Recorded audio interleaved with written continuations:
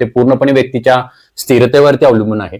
तर खांद्याला खूप वेदना असतील, सूज असेल, इन्फ्लॅमेशन जास्त असेल किंवा डॉक्टरांनी पूर्ण रेस्ट सांगितलेली असेल तर जोराने मुदगल फिरवणे हे चुकीचे ठरू शकते.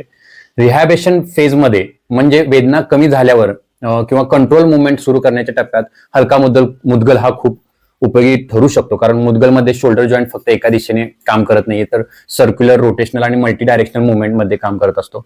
यामुळे मोबिलिटी सुधारते, ब्लड सर्क्युलेशन वाढते, रोटेटरी कप मसल जे आहेत खांद्याचे ते ऍक्टिव्ह होतात, स्कॅप्युला कंट्रोल आहे तो सुधारतो, स्टिफनेस कमी होण्यास मदत होते.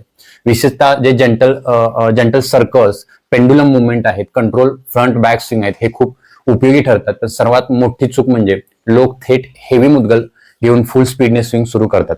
यामुळे इंजुरी अजून वाढू शकण्याचे चान्सेस आहेत. फ्रोझन शोल्डरमध्ये इगो नाही तर प्रोग्रेशन हे खूप महत्वाचे आहे. आधी पेन फ्री रेंजमध्ये कंट्रोल आणि नंतर स्ट्रेंथ याच्यावरती आपण काम केलं पाहिजे.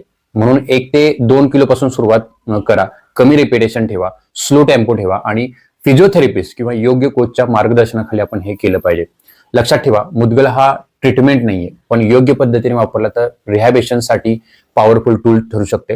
म्हणून प्रश्न मुदगल वापरावा का हा नसून तो कधी, किती आणि कसा वापरावा हा जास्त महत्वाचा आहे.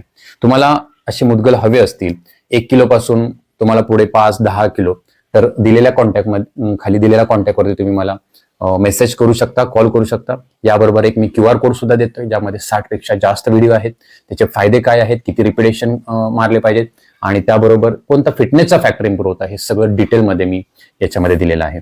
धन्यवाद.